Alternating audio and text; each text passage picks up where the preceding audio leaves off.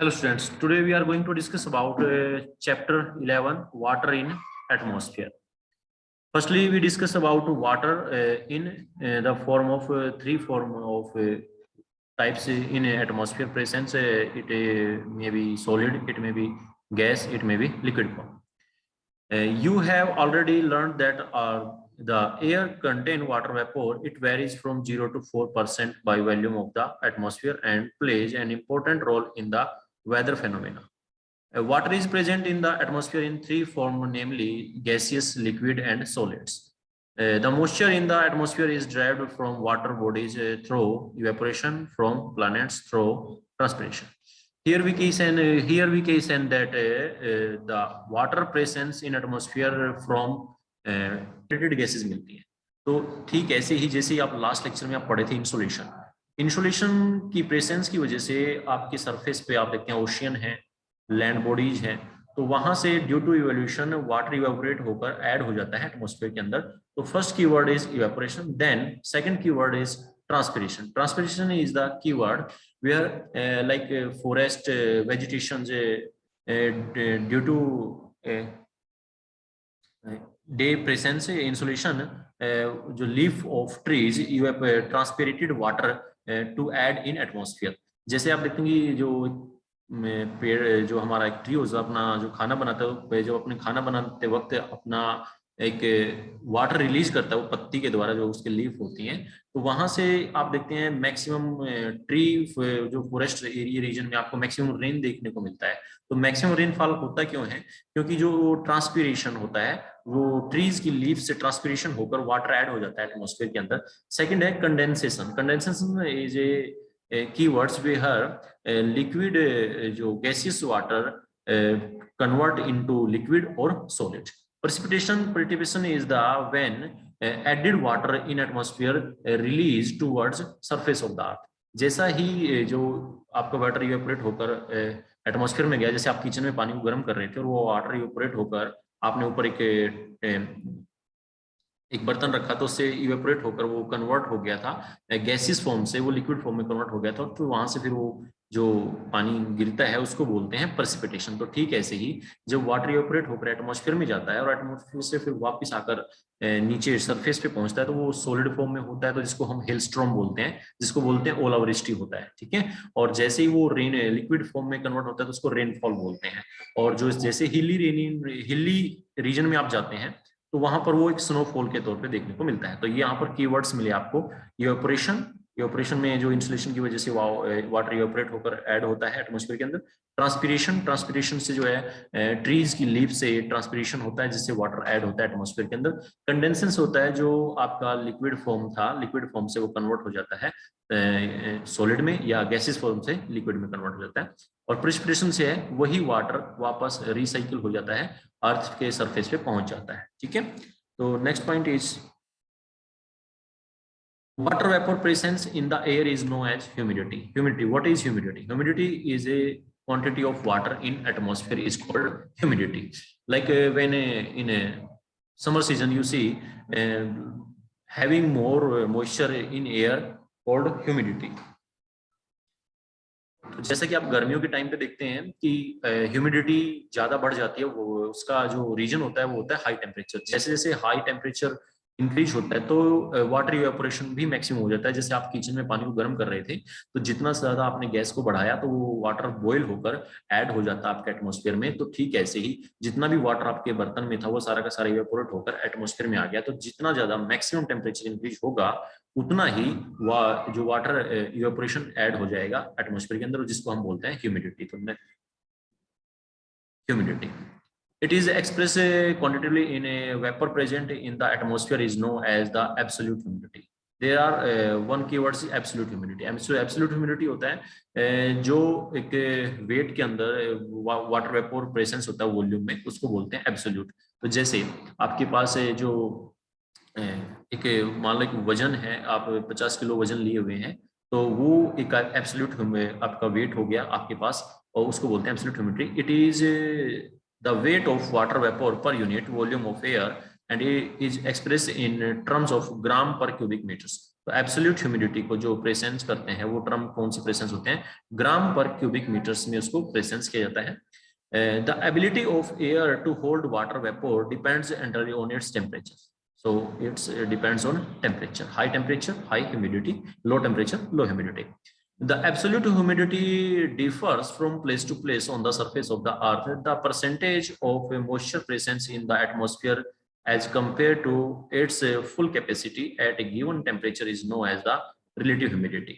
तो relative humidity जो होता है वो कंपेयर टू टेम्परेचर किया जाता है. जैसे जो एब्सोल्यूट ह्यूमिडिटी होती है वो प्रेसेंस है, जैसे जैसे ड्यूरिंग डे टेम्परेचर इंक्रीज होता है तो वाटर इवेपोरेशन भी इंक्रीज होता है. तो वो टेम्परेचर के अकॉर्डिंग ह्यूमिडिटी जो वाटर इवेपोरेट हो रहा है उसका जो कंपैरिजन देखते हैं उसको बोलते हैं रिलेटिव ह्यूमिडिटी, और ये परसेंटेज में डिनोट किया जाता है.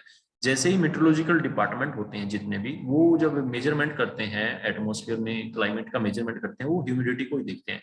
जैसे ही humidity percentage rate of percentage increase होता है तो रेनफॉल होने के चांसेस ज्यादा होते हैं.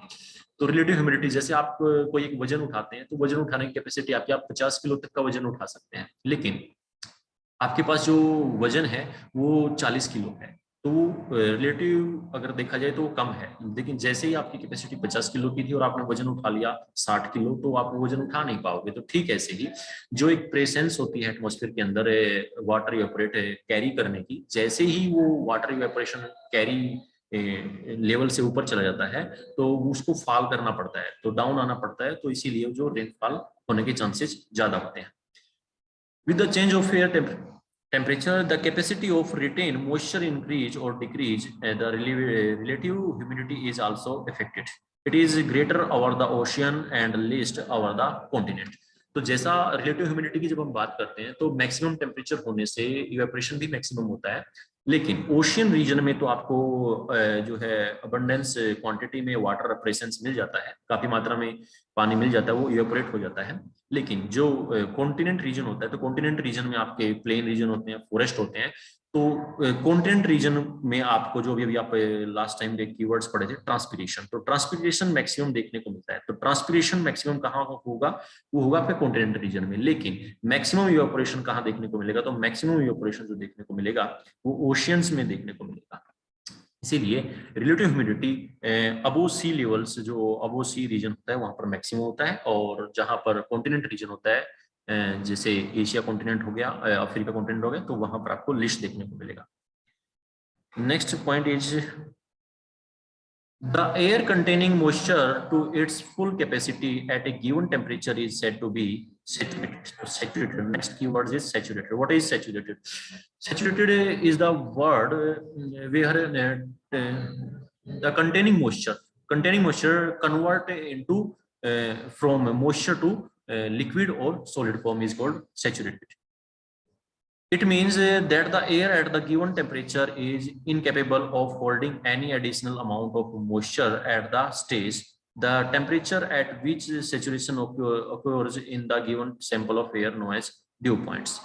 तो जैसा कि अभी जो वाटर इवेपोरेशन हुआ था और वाटर इवेपोरेशन होके जैसे ही एटमॉस्फेयर में जाता है, तो आप जैसे ही लास्ट लेक्चर में आप पढ़े थे एटमॉस्फेयर लेयर में, ट्रोपोस्फेयर में during increasing height temperature decreasing, तो वहां पर आपने देखा था कि टेम्परेचर हाइट बढ़ने पे टेम्परेचर डिक्रीज होता है. तो जैसे जैसे वाटर इवेपोरेट होकर एटमॉस्फेयर में जाएगा तो वहां पर लो टेम्परेचर की वजह से उसको कन्वर्ट होना पड़ेगा, वो सैचुरेट हो जाएगा, या जो सैचुरेट जो गैसियस फॉर्म में था तो गैसियस से उसको लिक्विड में या उसको सॉलिड में कन्वर्ट होना पड़ेगा. तो ठीक ऐसे ही the temperature at which saturation occurs is given sample of air is known as dew point, और इस सैचुरेशन पॉइंट को, इस पोजीशन को बोलते हैं ड्यू पॉइंट. तो dew point is 0 degree Celsius where gaseous form convert into liquid. तो यहाँ पर एक कीवर्ड्स देखने को मिला आपको, dew points. What is dew point? तो ड्यू पॉइंट्स की जब हम बात करते हैं तो नेक्स्ट है evaporation and condensation. Two keywords are evaporation and condensation. The amount of water vapor in the atmosphere is added or withdrawn due to evaporation and condensation respectively. तो जो अमाउंट ऑफ वाटर वेपोर होता है हमारे atmosphere के अंदर, उसको add भी किया जा सकता है, उसको विड्रॉ भी किया जा सकता है, और वो ऐड होता है इवेपोरेशन से इससे होता है इवेपोरेशन से, जैसे ओशियंस में इंसोलेशन आता है दिन के दौरान, जो दिन में आप देखते हैं सूरज की गर्मी की वजह से इसको इंसोलेशन बोलते हैं, तो ओशियन वाटर इवेपोरेट हो जाता है और ऐड कर देता है वाटर को किस में, एटमॉस्फेयर में। और ऐसे ही जब वो वाटर कंडेंस हो जाता है तो कंडेंस होने पे वो कन्वर्ट हो जाता है, क्लाउड फॉर्मेशन बना के रेनफॉल कर देता है या हिल स्टॉर्म कर देता है या आपका स्नोफॉल कर देता है। तो फिर वो वापस कहाँ जाता है, सरफेस पे आ जाता है। तो ठीक ऐसे ही इवेपोरेशन क्या करता है, इवेपोरेशन वाटर को ऐड करता है एटमॉस्फेयर में, और कंडेंसेशन क्या करता है, विड्रा करता है। Evaporation is a process by which water is transformed from liquid to gaseous state, and heat is the main cause of evaporation. The temperature at which the water starts evaporating is referred to as the latent heat of vaporization. तो जिस temperature पे water evaporation होना शुरू होता है उसको बोलते हैं लेटेंट हीट ऑफ इवेपोरेशन। तो वो जो एनर्जी उसको यूज किया जाता है, जो एनर्जी यूज होती है वाटर को इवेपोरेट होने पे, जैसे आप पानी को गर्म कर रहे थे और वो इवेपोरेट कर रहा था, तो उस एनर्जी को, जो एनर्जी यूज होती है उसके अंदर, या जो एनर्जी रिलीज होती है या बर्न होती है, लेटेंट हीट ऑफ वेपोरेशन कहलाती है। Increase in temperature increase water absorption and retention capacity of the given parcel of air. Similarly, if the moisture content is low, air has a potentially of absorbing and retaining moisture.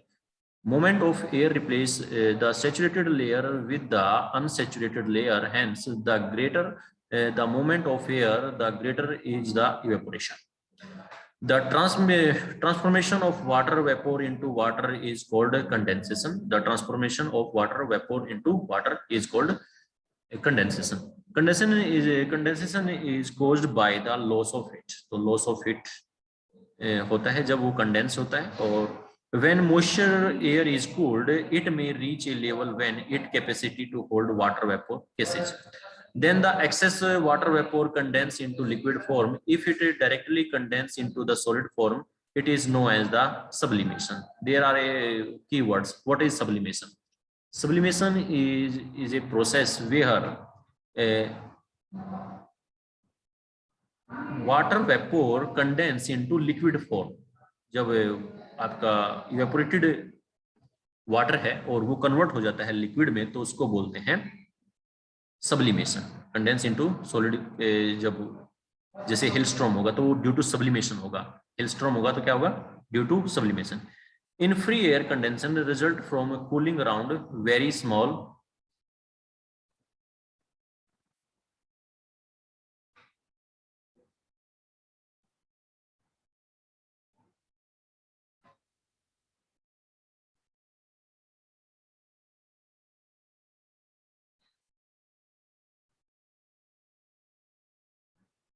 In free air, condensation result from cooling around very small particles term and hygroscopic condensation nuclei. Particles of dust, smoke, salt from the ocean are particularly good nuclei because they absorb water. Condensation also takes place when the moisture air comes in contact with the some colder objects. तो यहाँ पर जैसे आप देखेंगे water convert होता है, जैसे आप एक कंच का गिलास ले लेते हैं और उसमें आप आइस क्यूब डाल देते हैं, तो वहां पर आप क्या फेस कर रहे हैं, वहां पर आप टेम्परेचर वेरिएशन फेस कर रहे हैं। जो कंच का गिलास है उसके अंदर जो टेम्परेचर है वो लो है और जो बाहर है वो टेम्परेचर हाई है। तो ठीक ऐसे ही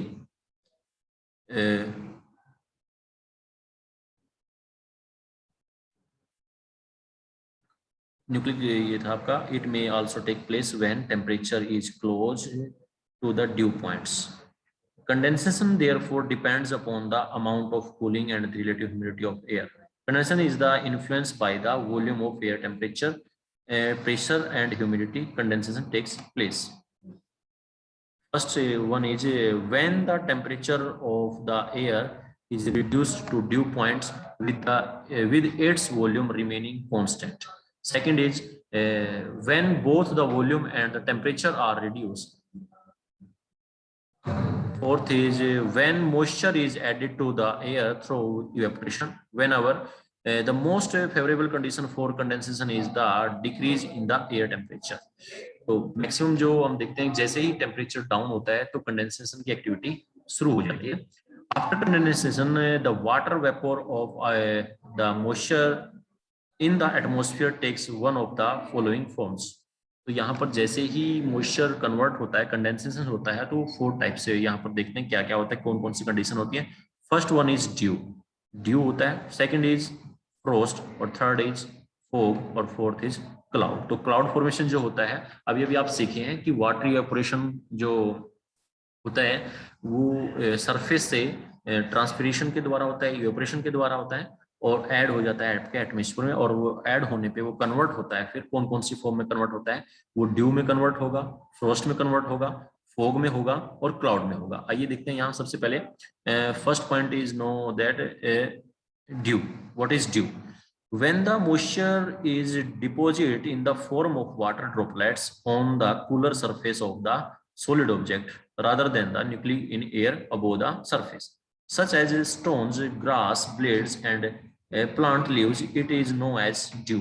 तो जैसे ही हम देखते हैं जो वाटर इवेपोरेशन हो रहा था, वाटर इवेपोरेशन आपने देखा जैसे जैसे टेम्परेचर इंक्रीज होता है तब होता है. अगर एटमॉस्फेयर में टेम्परेचर लो हो जाए तो वो जो वाटर इवेपोरेशन एक्टिविटी होती है ना, वो वाटर में वेट होने की वजह से वहां पर वो इवेपोरेशन नहीं होता है, क्योंकि लाइट जो वेक्टर एयर होती है वो लाइट होती है, और जो ड्राई एयर होती है वो हैवी होती है. तो जैसा ही टेम्परेचर इंक्रीज होता है वाटर इवेपोरेट होता है, और वाटर इवेपोरेट होता है लाइट गैसेस, तो वो एटमॉस्फेयर में चली जाती हैं. लेकिन जैसे टेम्परेचर लो होगा तो वो एक्टिविटी नहीं हो पाएगा. वो जो टेम्परेचर इवेपोरेट होकर एटमॉस्फेयर में जा रहा था वो लो लेवल पे सरफेस पे ही रहेगा, और वो वहां पर वो कन्वर्ट हो जाएगा, जिसको हम ड्यू बोलते हैं. और ये ड्यू देखने को मिलता है जब आपके कहीं पर सुबह सुबह मॉर्निंग वॉक में जाते हैं, तो पेड़ पौधों के पत्तों पर, ग्रास के पत्तों पर आप देखने को मिलते हैं, वो जो कन्वर्ट हो गया है वो लिक्विड के अंदर कन्वर्ट हो गया. The ideal condition for its form are clear sky, calm air, high relative humidity, and cold and long nights. For the formation of dew, it is necessary that the dew point is above the freezing points. तो जो due point होता है वो freezing point से ऊपर होता है, तब वहां पर वो सॉलिड है, वो गैसेज है, वो सॉलिड में कन्वर्ट नहीं होता है. वो गैसेज किस में कन्वर्ट होगा, वो लिक्विड में कन्वर्ट होगा. तो फ्रीजिंग पॉइंट से जो due point is above the freezing point होगा. ठीक है, तो first one is due, second one is frost. What is frost? Frost form on cold surface when condensation take place below freezing point. तो freezing point 0 degree Celsius है. तो जब 0 degree Celsius से नीचे चला जाए तो वो ड्यू से सीधा कन्वर्ट हो जाएगा, किसमें? फ्रोस्ट में कन्वर्ट हो जाएगा. The dew point is at or below the freezing point. The excess moisture is deposited in the form of minute ice crystal instead of water droplets. तो वाटर ड्रॉपलेट्स के की बजाय, वाटर ड्रॉपलेट्स बनने की बजाय वो किसमें हो जाएगा, आइस क्रिस्टल्स में कन्वर्ट हो जाएगा. और the ideal condition for the formation of white frost are the same as those are the formation of dew, except that the air temperature must be at below or the freezing point. तो जब वही same condition होती हैं जो due के अंदर होती हैं, लेकिन फ्रोस्ट में मैक्सिमम कंडीशन सब देखने को मिलती है जब वो फ्रीजिंग पॉइंट से बिलो टेम्परेचर चला जाता है, तो फ्रोस्ट में कन्वर्ट हो जाता है. तो वैसे एक्चुअल में फ्रोस्ट और जो ड्यू की कंडीशन है वो इक्वली है. बस यहाँ पर डिफरेंस क्या देखना है आपने, कि फ्रीजिंग पॉइंट से बिलो हो जाएगा तो फ्रोस्ट हो जाएगा. ठीक है, next one is fog and mist. What is fog and mist? और फोग एंड मिस्ट की कंडीशन आजकल आप देख रहे हैं, अभी जो सीजन चल रहा है तो फोग मिस्ट देखने को मिल रहा होगा आपको. तो when the temperature of an air mass containing a large quantity of water vapour falls of a sudden. तो जैसे ही जो आप देख रहे थे अभी वाटर इवेपोरेशन की एक्टिविटी होती रहती है, टेम्परेचर इंक्रीज होने पे वाटर इवेपोरेट करता रहता है, लेकिन जैसे ही एक लार्जेस्ट एरिया को कन्वर्ट करते एकदम से टेम्परेचर लो हो जाता है, और वो लो टेम्परेचर होने से एकदम से जितना भी वाटर इवेपोरेट है वो फॉल कर जाता है सडन, अचानक, और condense takes place within itself on fine dust particles. So the fog is cloud with its base at the very near to the ground. तो जैसे ही वो वाटर ड्रॉपलेट से एकदम से कन्वर्ट होता है, और आप जानते हैं कि डस्ट पार्टिकल्स एटमॉस्फेयर के अंदर क्या होते हैं, डस्ट पार्टिकल्स होते हैं. लास्ट लेक्चर में आप पढ़े थे व्हाट इज एटमॉस्फेयर, और एटमॉस्फेयर के अंदर जो आपने डिफरेंट टाइप्स की गैसेस, डस्ट पार्टिकल्स देखे थे, जैसे डल जो धूल कण होते हैं आप देखते हैं. तो जैसे ही वो वाटर टच में आता है डस्ट पार्टिकल्स के, तो वो एक प्रकार से विजिबिलिटी को गायब कर देता है, विजिबिलिटी देखने को नहीं मिलती है, जिसको आप धुंध या फोग मिस्ट बोलते हैं. Place with itself fine dust particles. So the fog is a cloud with its base at the very near to the ground. Because of the fog and mist, the visibility becomes poor to zero. In urban and industrial centers, smog provides plenty of nuclei which help the formation of fog and mist such as. तो जैसे कि आप देखते हैं industrial region के अंदर जो होता है, इंडस्ट्रियल रीजन के अंदर जो स्मोक होता है, जो इंडस्ट्री के द्वारा रिलीज किया जाता है स्मोक, तो जैसे आपने देखा होगा भाई जो किसानों के द्वारा, फार्मर्स के द्वारा अभी जो खरीफ सीजन का हार्वेस्टिंग हो रहा था, तो जो हार्वेस्टिंग के द्वारा जो बचे हुए अवशेष थे उनको जलाया जा रहा है, जिसको बोलते हैं पराली, तो वो जलाए जा रहे, तो वो स्मोक क्रिएट कर रहे हैं, और जैसे जैसे स्मोक क्रिएट होता है तो वो विजिबिलिटी को गायब कर देता है, क्योंकि नेक्स्ट डे क्या होगा, जैसे टेम्परेचर डाउन होगा तो वो टेम्परेचर जो डाउन होता है वो वाटर इवेपोरेट को कन्वर्ट कर देता है, किसमें, सॉलिड में कन्वर्ट करता है, और वो टच में आता है, किसके, डस्ट पार्टिकल्स के टच में आता है, तो डस्ट पार्टिकल के टच में आने से वो विजिबिलिटी को गायब कर देता है, जिसको हम फॉग या मिस्ट बोलते हैं. सच ए